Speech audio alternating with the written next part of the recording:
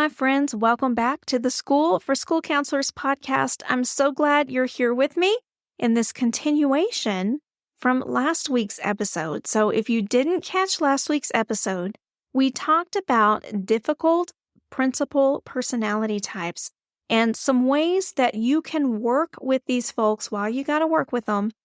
Sometimes that's short term, right? You just got to get along with them until you can find another campus to move to or a different district to work in.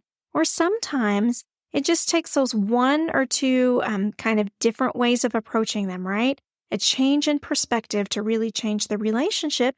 And then you're good. You're solid. You've got a good working relationship with that person. So we talked last week about the avoidant personality type, the histrionic principle, and the borderline principle. Yeah, so those were some interesting conversations for sure.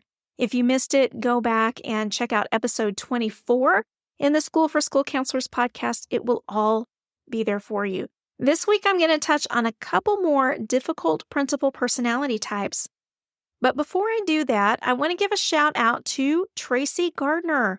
Tracy Gardner listened to our School for School Counselors podcast and left us the neatest review, and I wanted to share it with you this week. She said, "This is probably the most encouraging podcast on school counseling I've heard. I feel less overwhelmed when I listen to it because I feel supported as a school counselor. I love the way it helps me put things into a more relatable perspective. Thank you for sharing your gifts of encouragement and teachings. Blessings." Oh, Tracy, right back at you. Thank you so much for that wonderful review. You know, it just is so inspiring and encouraging to know that we're helping folks out there feel less overwhelmed, that we're helping put things in perspective, and, you know, just reminding everybody that even though we have difficult days and we have difficult jobs a lot of the time, there's always something that can be done. There's always some different perspective we can have, a different way of thinking about it, perhaps a different way of working. And truly, I believe school counseling is one of the most rewarding jobs on the planet. And you guys are all amazing for being part of this with me. So anyway, thank you, Tracy, so much for your review. It means the absolute world to us. All right. So in addition to our avoidant, our histrionic, and our borderline principal personalities, we also have the narcissistic principle. I'm sure you've never worked for one of those, right?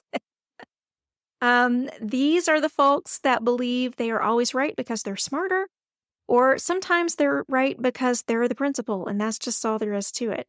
They believe that the rules are for the peons, not for them. And it's sort of a my way or the highway kind of approach. They truly expect you to recognize their brilliance and their power. So you're not getting a lot of empathy from these folks. You're not getting a lot of feel-good vibes or anything like that. And if they feel slighted by you, if they feel betrayed by you in any way, they will become absolutely enraged with you.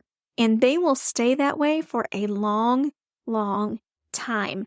They're not like the histrionic and the borderline folks that get really angry in the moment. Remember, those guys are led by their emotions in the moment. These narcissistic folks hang on to it because they're not guided by just pure emotion in the moment. They have very, very long memories and can sometimes be a little bit vindictive if they feel like you've done them wrong. They kind of implement a fiefdom on campus, if that makes sense. They will intimidate the staff. They will intimidate anyone that's perceived as being beneath them, but then they will also sweet talk the higher-ups, right? They know how to play the game. And I'm sure if you've worked in education for any length of time, you've encountered somebody like this at one point or another.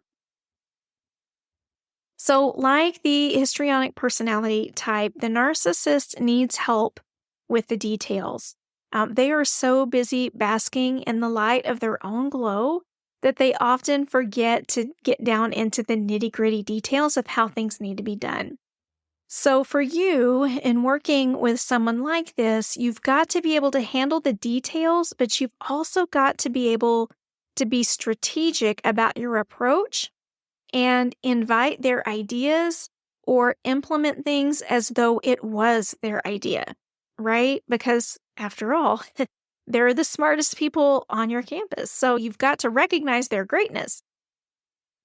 If you come under fire from one of these people, you need to remember that this kind of person fundamentally just wants to feel good about themselves. Like, if they can do that, everything is right in their world. So if you can survive that initial outrage from whatever it is, then you'll eventually get back in their good graces. Like I said, their memories are long, but if you work toward recognizing their amazingness, it will become shorter and shorter. You're going to have to be a little deferential to these kinds of people. Let me translate that for you. That means you may have to kiss some butt, but at the end of the day, if you are in a position where, you can't afford to quit your job, you're not sure you'd be able to go find another one, and you're just not in a place where you could just quit and do something else, then you're going to have to be very strategic about how you work with these folks. Invite their ideas, show them that your ideas are actually their ideas, kiss a little rear, and you'll get through it okay. And that sounds really demoralizing as I say it, but sometimes you got to do what you got to do. And it's better that than being under fire every day, right? Better to stroke a little ego than have to deal with a vindictive personality. Someone that feels like, they're out to get you or they're shouting and screaming at you every day. That's a whole new level of dysfunction that you don't want to get to. And then the last type of principal personality I want to talk about is the workaholic principle. And again, I think this is super common on campuses. These are the people that their whole world is their job. Their identity is wrapped up in their work, and it's really hard for them to untangle from that. These are the folks that truly believe that the best employees on their campus are the ones that get there first and leave last, which we know is not healthy, right? Not good boundaries for anybody. But these workaholic people find satisfaction in working that way, and so they truly expect everybody else to feel the same way. These kinds of personalities are very uncomfortable with ambiguity or when things aren't super clear. They like scientific precision. On the flip side, they can also be paralyzed with indecisiveness, right? Because they just want everything to be perfect. They want everything to work out just so. And so sometimes that paralyzes them to the point that they can't make a decision. These folks might also micromanage you because they're worried that you won't do it right? If they're not breathing down your neck about it, you might screw it up. And so they're going to be constantly on you, trying to micromanage the things that you're doing. And they would much rather work than socialize. So these aren't going to be your bestie kind of principles. These are not going to be the ones you socialize with outside of work. So how do you deal with a workaholic or almost like an OCD type of personality style? And again, I'm not being flip with that at all. These two go hand in hand. Number one, don't volunteer to do anything extra unless you're willing to keep up with their pace. As counselors, we could fall into this trap very easily because we want to do what we can do to be great helpers, not only for our students, but for our school family.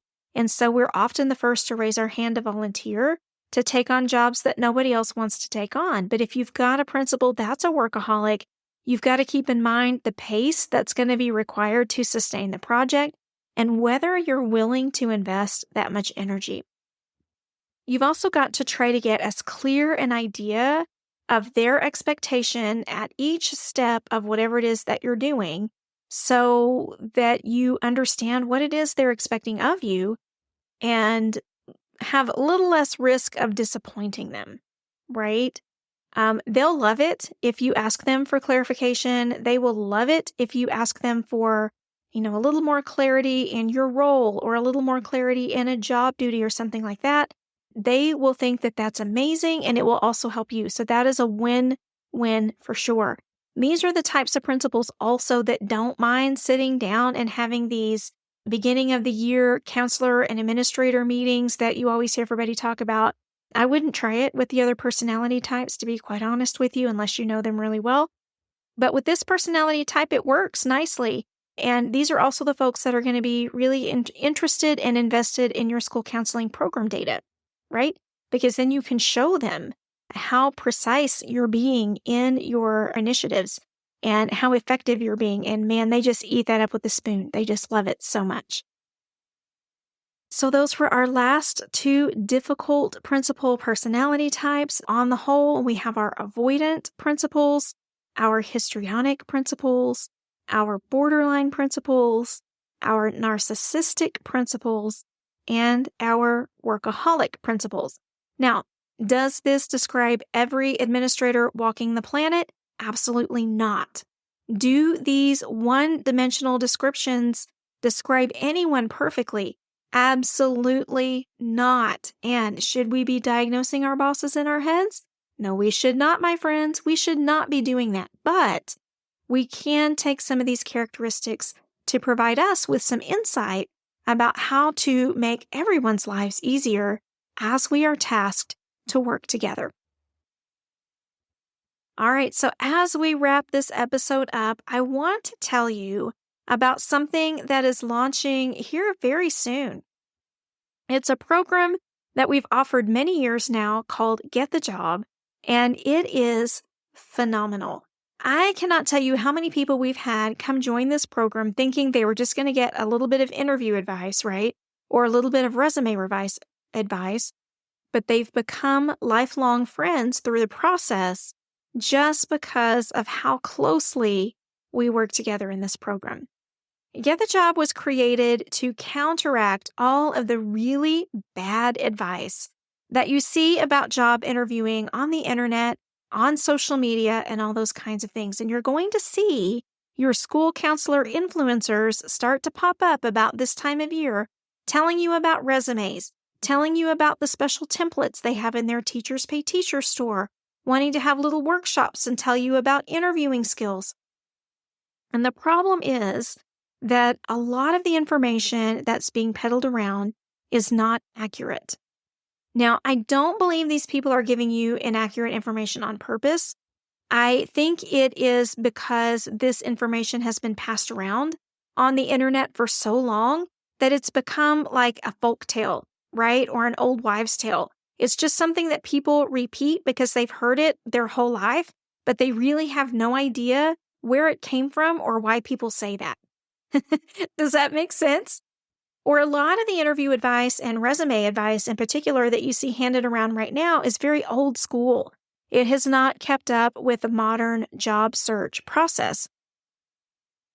So you've got to be really careful about who you listen to and who you choose to work with. I will tell you that we've had hundreds of school counselors go through our program. It started out at first very informally. It's actually what started the whole School for School Counselors ecosystem. And then we formalized it into a program because there were so many people wanting to take advantage of what we had to offer. So inside Get the Job, we provide you with not only resume help, resume templates, which, by the way, don't have clip art on them. If you see a resume template with a picture on it, would you please just run as fast as you can in the opposite direction? Oh, my stars. Don't ever turn one of those in, please. We provide professionally designed templates. We did not do that. We paid someone to do it for us according to our expectations. We also have lots of other things going on in there, data-driven interviewing, keywords, power words, how to get your resumes through filters, all that kind of stuff. But the most important component of Get the Job is the interview strategy. And here's where other folks go wrong. Because you can't just show up to an interview and say, oh, I'm just going to go in and be myself, or I'm going to study this list of interview questions from the Ask a website, and that should get me through. Y'all, if you do that, I can 1000% guarantee you that you're not going to come across as well as you would if you had a strategy. I have a strategy that I teach that is very I don't want to say simple because it's not simple, but it is simple.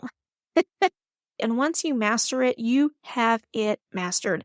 And then you can go to any job interview feeling like an absolute badass because you know that any question that you're asked, you will have an answer for. Virtually guaranteed.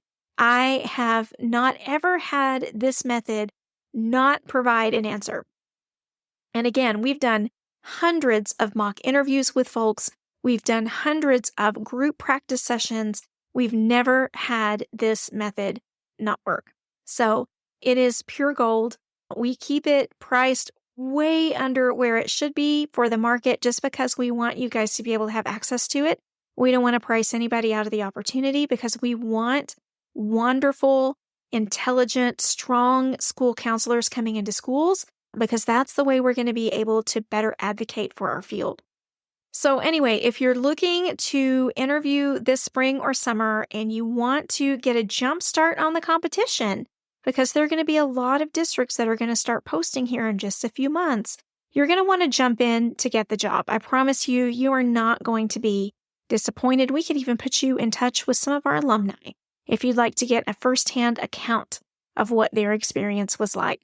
Just head on over to schoolforschoolcounselors.com/getthejob, all one word. Get all the details, all the little bonuses, all the things that are offered inside of that program. And I promise you, it's going to be a game changer, not only for your school interviews now, but for any interview in any industry that you may have in the future. All right, well, that's all we have for this week. I hope that these last 2 episodes have been helpful to you in just sort of discerning some tactical maneuvers that you can use with some of your difficult principles. Next week on the podcast, we're going to flip the script a little bit, and we're going to be talking about working with difficult parents. There are some really interesting categories of difficult parents and some things that I think we don't often realize. So hit subscribe for the podcast so you don't miss the episodes when they release, and I will see you next time. All right, have the best week, my friends. Take care.